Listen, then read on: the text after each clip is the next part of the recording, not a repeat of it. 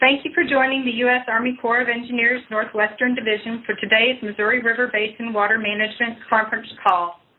This call is an ad hoc call due to recent changes in the region. The next call will be held Friday, July 6th at 1 p.m. Central Time. I am Eileen Williamson, and I will be moderating today's call. These calls are recorded and placed on the Defense Video and Imagery Distribution System at www.bvidhub.net/USACE-NWD. Your participation acknowledges your consent to be recorded. All lines will be placed on mute during this call. To unmute your line to ask a question, press *6. Please be aware that the forced mute function does not work on all phones, so if I ask, please use your phone's own mute function to avoid interrupting the call. Do not place the call on hold. The question and answer session will be reserved for the end of the call. Calls for questions will not be part of the recording if none are asked. Our primary speaker today is Mr. John Remus, spelled J-O-H-N-R-E-M-U-S.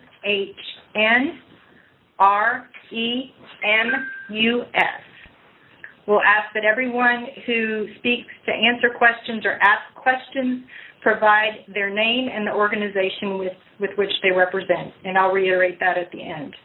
Now I will turn the call over to Mr. John Remus, Chief of the Missouri River Water Management Division for the Northwestern Division of the U.S. Army Corps of Engineers. John? Thank you, Eileen. Good afternoon, and again, thank you for joining us. As Eileen said, my name is John Remus, and I am the Chief of the Missouri River Basin Water Management Division. We're here today to discuss the current conditions of the Missouri River Mainstem Reservoir System and our planned operation of the system over the next few weeks. I will give a brief summary of the system conditions and our planned operations, and then we will open it up to questions and answers. First of all, I'd like to remind everyone that public safety remains the Corps of Engineers' primary focus. With that, we'll start with the reservoir system storage. Storage is currently approximately 66 million acre-feet, or approximately 9.9 million acre-feet into the 16.3 million acre-feet of available flood control storage. The system storage is expected to peak this year in early July near 67.5 million acre-feet. Just to give some perspective on that, this is approximately 5 million acre-feet below the peak storage in 2011, which was 72.8 million acre-feet. Moving on to the reservoirs, we're going to be looking primarily at the upper three reservoirs, or what we call the big three. Those reservoirs are Fort Peck, Garrison, and Oahe. At Fort Peck, which is located near Glasgow, Montana, is currently at elevation 2246.1, or 12.1 feet above the base of the flood control pool, or 0.1 feet into the exclusive flood control pool. The top of the exclusive flood control pool at Fort Peck is 2250. Fort Peck is expected to peak near elevation 2247.4 in early July. Releases at this time are 22,000 cubic feet per second and will remain there for the foreseeable future. This release is in excess of the maximum powerhouse capacity, so releases will be required from both the powerhouse and the spillway. At Garrison Dam, the reservoir is currently at approximate elevation 1851.6, or 1.6 feet into the exclusive flood control zone, which extends from elevation 1850 to 1854. It is expected to peak near elevation 1852.7 in the next few weeks. Daily releases are being stepped up from 52,000 cubic feet per second to 60,000 cubic feet per second over the next 3 days. We should reach 60,000 cubic feet per second on Saturday. The maximum powerhouse release is 41,000 cubic feet per second. Therefore, releases are being made from both the powerhouse and the regulating tunnels. Oahe Reservoir is currently at elevation 1612.3, 4.8 feet above the base of the flood control pool, which extends from elevation 1605 to 1620. Due to the higher releases from Garrison, The reservoir will rise steadily over the next few weeks. It is expected to peak near elevation 16.5, about 9 feet into the flood control pool. Daily releases are expected to be in the range of 40,000 to 50,000 cubic feet per second this summer. Due to the higher releases from the projects, there is currently no hydropower generation peaking being done at Fort Peck or Garrison. That wraps up the system storage brief. I'd like to talk now a little bit about our system releases. System releases are the discharges from Gavins Point Dam, which is the most downstream dam in the system. Gavins Point is located near Yankton, South Dakota.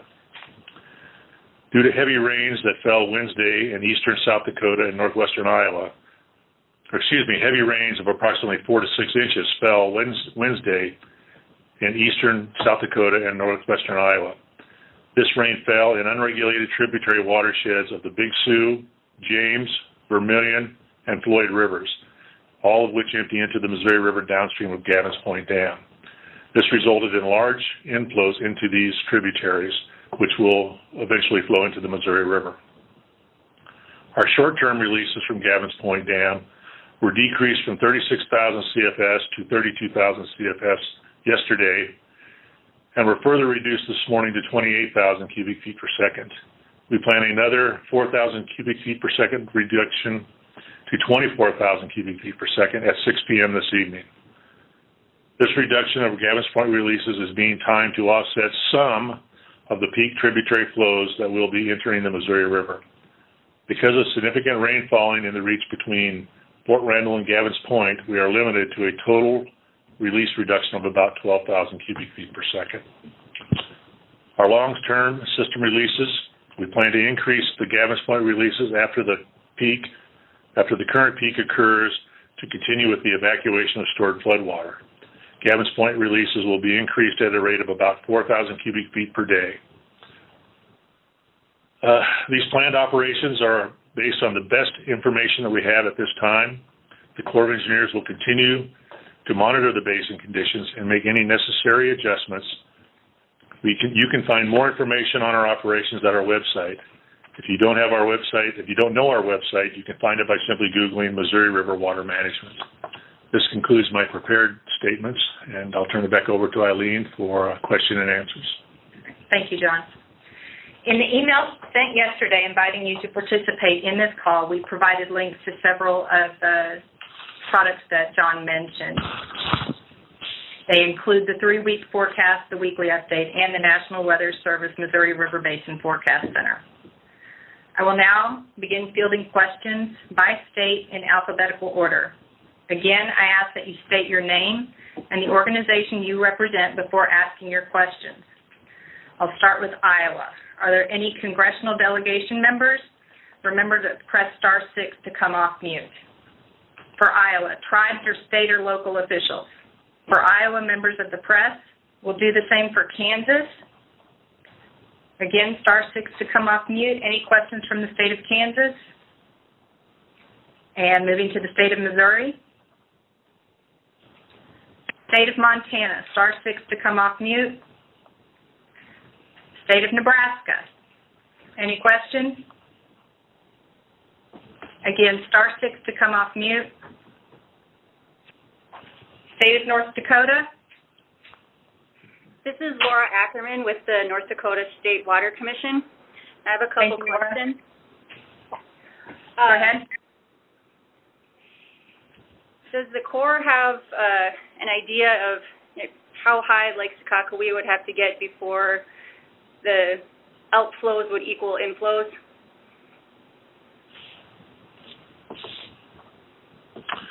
Based on our most recent 3-week forecast, the peak discharge, or the peak pool elevation at Garrison is estimated to be 1852.7.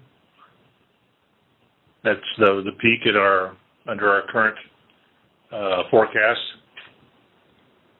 Yep. And if we got more rain and things changed, operations changed, do you have an idea at what elevation Lake Sakakawea would have to get to before the Corps, or at what point the lake would have to get to where the Corps would say, okay, whatever's coming in is going out? Would it have to get all the way up to the top, or like a foot from the top? Well, I don't think that's we would look at any particular trigger elevation. We do have space available in Fort Peck that we could use, and we might cut back some flows out of Fort Peck under that scenario. The exclusive flood control zone, we would use all of that before we would necessarily pass inflows. So I don't know whether I can give you an elevation, but if we need to, we will utilize the full exclusive flood control zone. All right, I think that answers the question. And the other question was on your daily bulletin, under the occupied storage column, the flood control percent column has certain rows have different colors. Some are red, some are yellow, some are green. Do you know what those colors mean? Let me. Does that make sense? Good. Mike, you want to answer that question? All right. Or if you, go ahead. When the main stem storages get above 75%, we color them red. Between 25 and 75, they're yellow. And then below that, they are, 50%. And 75, they are yellow. And below that, they're green. Okay. Okay, I think that's it for us. Thanks. Thank you, Laura. Thank you, Laura. Any other questions from the state of North Dakota? Again, star 6 to come off mute.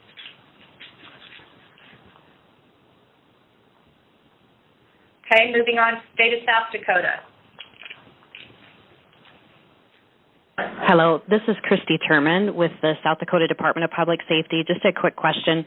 You had mentioned that the peak at Oahe was predicted to be 16.5. When do you expect that to occur? Sometime in July. We don't know exactly when that will occur. It's beyond our 3-week forecast.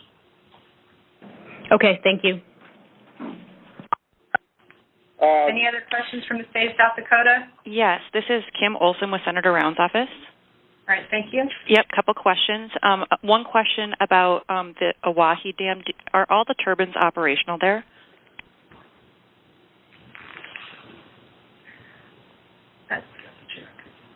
We'd have to check on that. That doesn't really affect our discharges, because if they can't put it through the powerhouse, they'll put it through the operating tunnels. Okay.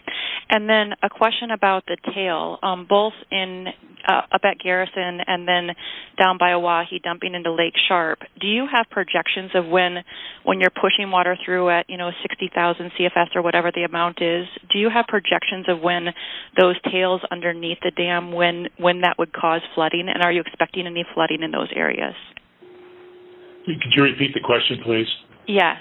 So, I think most immediate is probably at the Garrison Dam, but potentially later would be at the Oahe Dam. If you're pushing water through at increased rates of like 60,000 CFS or whatever the amount ends up being, the tails underneath those dams, so like the river underneath Garrison Dam, or at some point at the Oahe Dam, the Lake Sharp area, do you have projections of when, if you're pushing through at faster levels, would you expect flooding underneath those dams? Oh, you mean downstream of the dams? Correct, yes. Okay.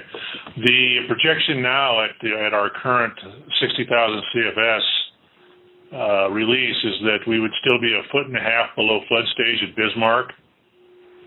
And then our Oahe releases are going to be between 40 and 50,000 cubic feet per second. We would not expect any flooding from those particular releases in the Fort Pierre area. Okay, and so do you have a point, though, like if you need to increase those levels above the 50,000 cubic feet per second, do you know, like at this point, at these release levels, you would expect, potential flooding in the Oahe? Are you tracking that? We'll be looking at that, but I couldn't give you that number right now. Okay. Thank you. Any other questions from the state of South Dakota? Yeah, this is Randy Dockendorf at the President Code in Yankton. I was wondering, you mentioned reducing releases at Gavin's Point. Do you have any idea, John, what eventually it will reach, what you'll be down to, and how long you'll have to leave it there? Our plan is to go down to 24,000, not go below that. Okay. How long we stay there will depend a little bit on how soon the water from the James and the Vermilion and the Big Sioux River makes its way out. Right now we're planning for a few days. We'll come back up next week sometime, but that's yet to be seen. John, I'm sorry, did you say 24? Will that start this evening? Is that what you said? We're planning it this evening at 6 p.m. Okay. You kind of alluded to this, but there could be more rain this weekend, probably not as dramatic as the last couple of days, and also continued runoff, according to the Weather Service. Are you going to have to keep making adjustments because of that, or as that goes on? Well, we'll make adjustments to what happens with the rainfall.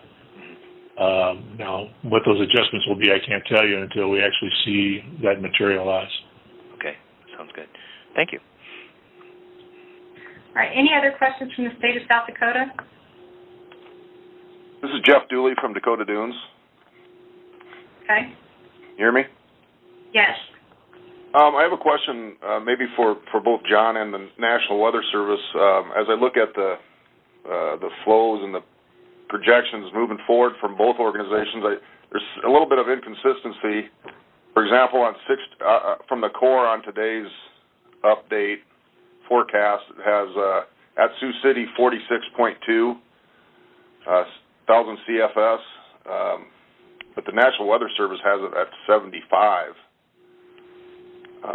and that kind of correlates back down a little bit further to the river stages. Is anybody else seeing that, or is it just?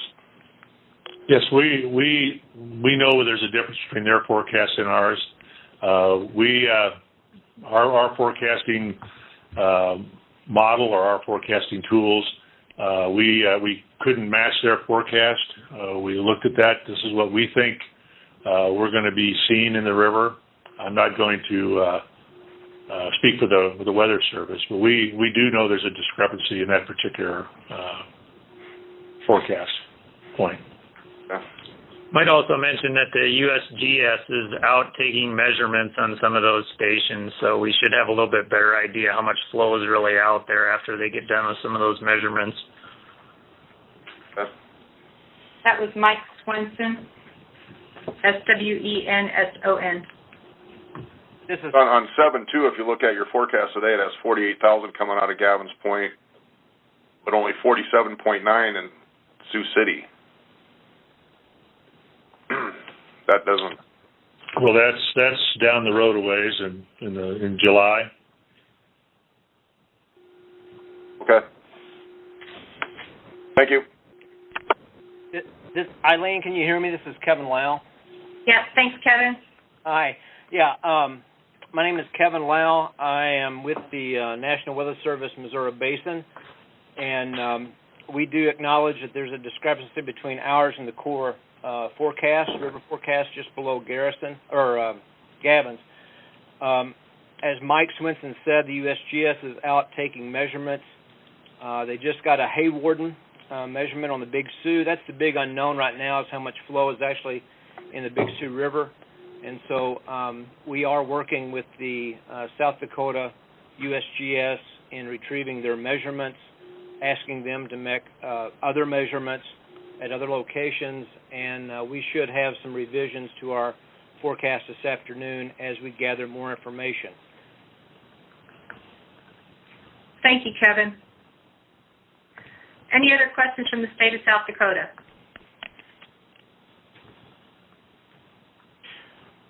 This is Randy. I can clarify, who is Mr. Swenson with? Is he with USGS? Yeah, sorry, Mike Swenson's with the U.S. Army Corps of Engineers, Okay. Missouri River Water Management Division. Thank you. And how do you spell Kevin Lyle's last name? Is it L-Y-L-E? L-O-W. Oh, got it. Okay, thank you so much.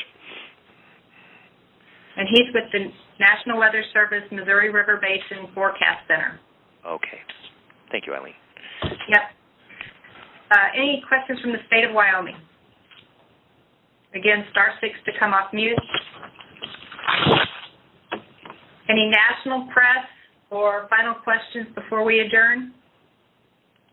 Eileen? Yes. This is Jeff Dooley again. I got a question for Kevin Lau on his on the National Weather Service projections for the Missouri River. You know, it was at 25, Kevin, and then it was down to 23. Now it's back up to 25.4. With some strange deviations in your projection line. On Monday, you have it dropping significantly and then going right back up.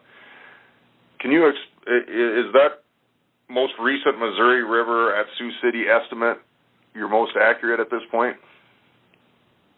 And maybe explain the deviations.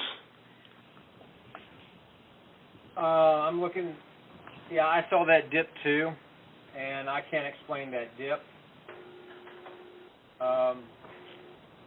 Yeah, we'll be issuing another revision, and it won't have that dip this afternoon. Okay. So you think the 25.4 is accurate at this point?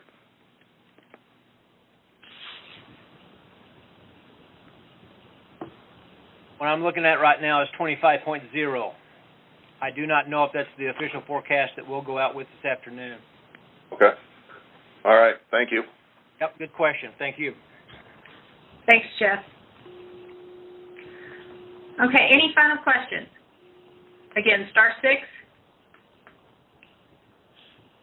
All right, thanks everybody for your participation in today's call. The next call is scheduled for 1 p.m. on Friday, July 6th. Again, thank you for participating.